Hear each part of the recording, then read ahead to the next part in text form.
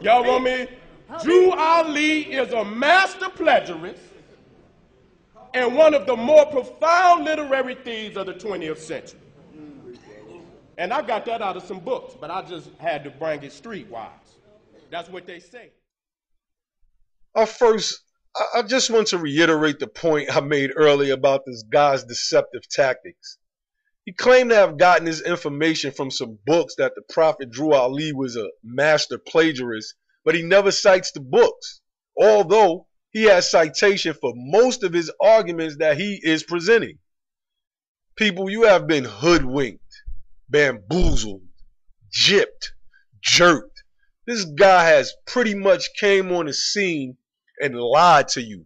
He did the work that the Europeans have been doing since 1929, and that is keeping you apart from your nationality and keeping you apart from your divine creed of Islamism. And whenever Mr. Seti wants to step on the stage with me, please know that I am not Alim Bey. I am not Moorish Brooklyn Intelligence. I am not Sabir Bey. I actually represent the Moorish Science Temple of America, and I will clean you up, dude.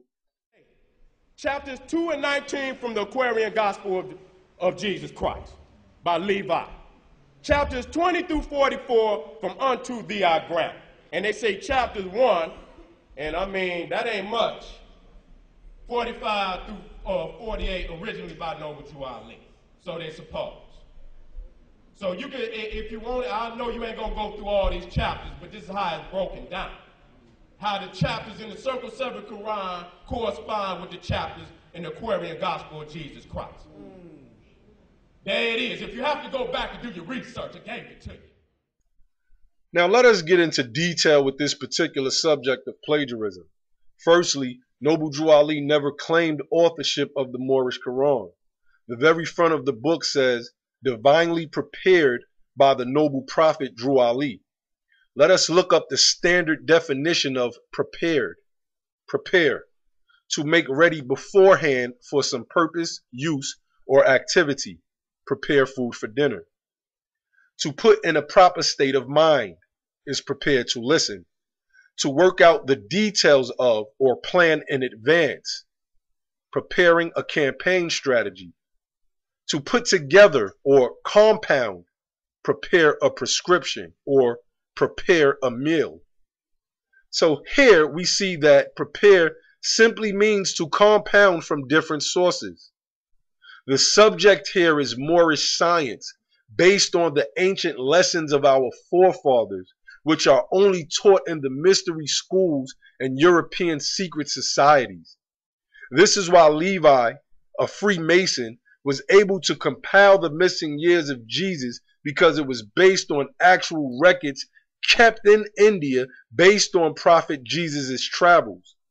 Many early writers like Nicholas Notovich, Elizabeth Clare Prophet, Nicholas Roerich, Dr. Elizabeth Kaspari spoke on Jesus' travels in India based on first-hand accounts from records kept in India, whose original appellation is Hindustan. This is why our prophet would wear Hindu-Muslim garb, and his wives were dressed up to represent ancient Hindu goddesses, because he indeed is the one sent by the great universal God of whom we choose to sometimes call Allah. The great yogi Yogananda said this of Jesus, who was called Isa by all of the early writers. It amuses me when I hear my Western brothers say, "Do you believe in Christ?"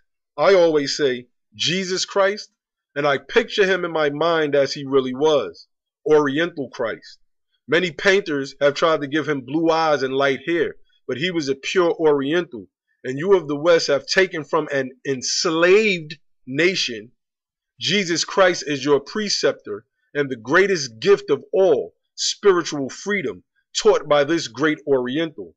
One point I would like to insert right quick is one of the oral sayings of Prophet Noble Drew Ali. And he said, "Children, your hair is not kinky.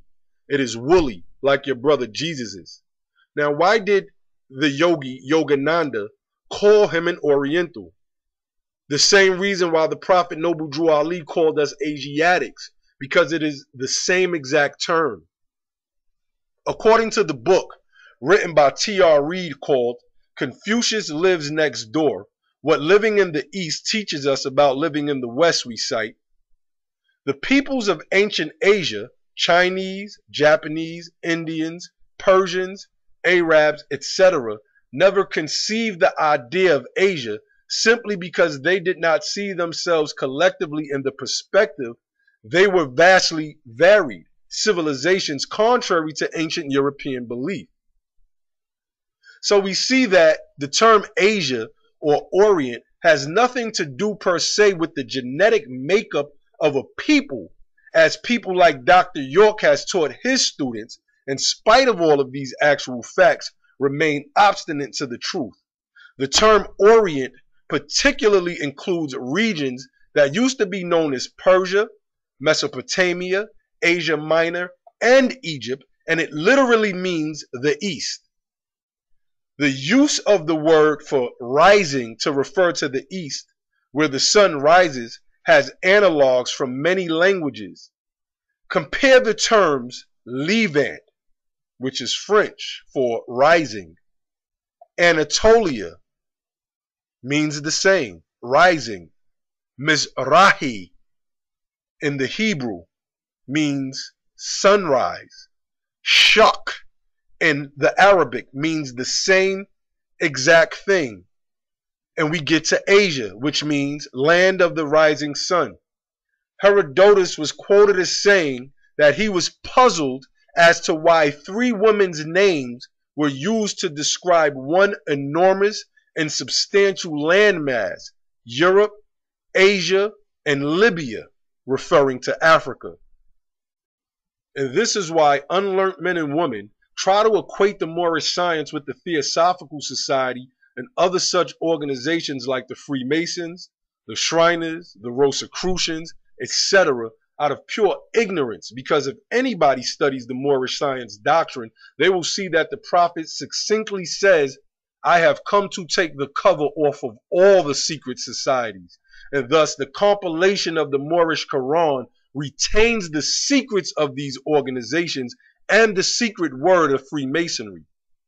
Prophet Noble Drew Ali is a true Egyptian adept, and this is why he said in the Holy Moorish Quran on page 3, the reason these lessons have not been known is because the Muslims of India, Egypt, and Palestine had these secrets and kept them back from the outside world. And when the time appointed by Allah, they loosened the keys and freed the secrets. And for the first time in ages have these secrets been delivered into the hands of the Muslims of America. And in this, we ultimately see that Noble Drew Ali took all of the secret society information which came from our ancient forefathers and foremothers and imparted them to his congregation, which came from all walks of life, and that these secrets were not confined to Europeans or confined to the schools over there in the East. Tales of the Alhambra, which was published in 1832 by this white boy, Washington Irving. How's they from here? How's they Moors, and every damn document they taken from is a cracker? Don't let them bring you over here. Call them on this. Ain't nothing from over here. Everything is from a cracker. Where is their original documents? They shouldn't have to take from no cracker. They should have they so ancient. And you mean they take them from a cracker in 1832? Call them on that. If you go to the Table of Contents, chapter 4, note on Morisco architecture. Now I'm just going to read a little bit and I'm going to bring it back. To an unpracticed eye, the light revolves in fanciful Arab quests which cover the walls of the Alhambra appear to have been sculptured by the hand with a minute and patient labor, an unexhaustible variety of detail, yet a general uniformity and harmony of design truly astonishing. Now we're going to go, that's Pleasant Bay's book right there, the appendix. The Industrious Acts of Muslims by the Prophet Noble Drew Ali. Now he put some of this top information up there.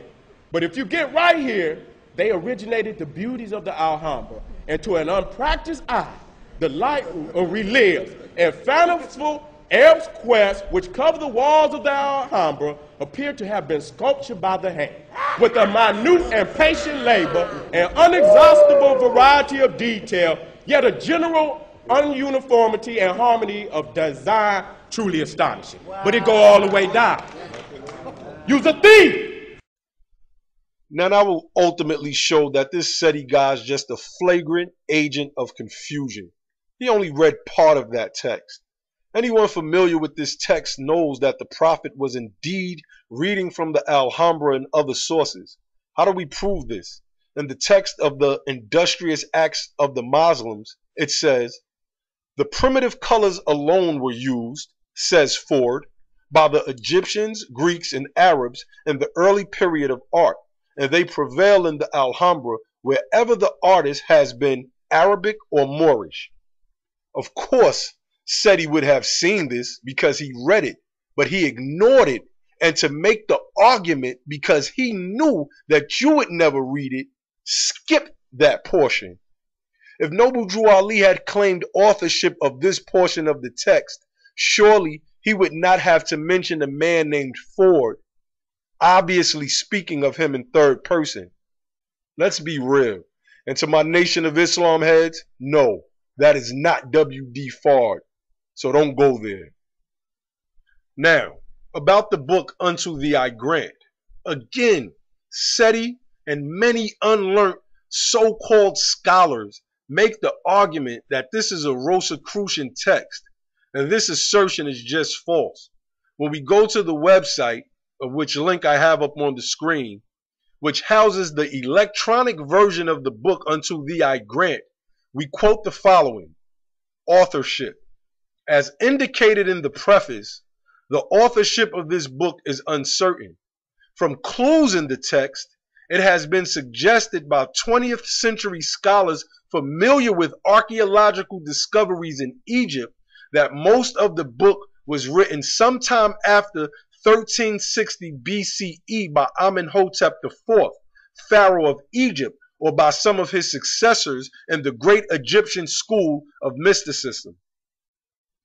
So again, we see that these lessons existed prior to any formation of Rosicrucianism or any European secret society, and by attributing the origins of these works to their favorite boogeyman, the so-called white man, just shows their ignorance and speaks to their own claim that we Moorish Americans worship this boogeyman that they call the white man, while he, Seti, has essentially attributed all of our original works to this same quote-unquote white man that they say exists. There's no such thing as a white man, which in turn gives this boogeyman power.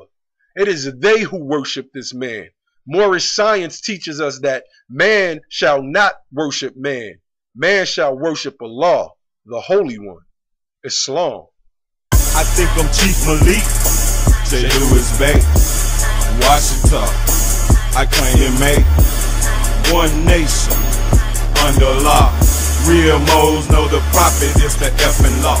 I think I'm Chief Malik, J. Lewis Bay, Washington. I claim to make one nation under law. Real moles know the prophet is the effing law. I'm from North Louisiana, I'm Geechee Mo. My school of thought, Maliki Mo. Now that's my nickname. Known to some for getting brain in the turning lane.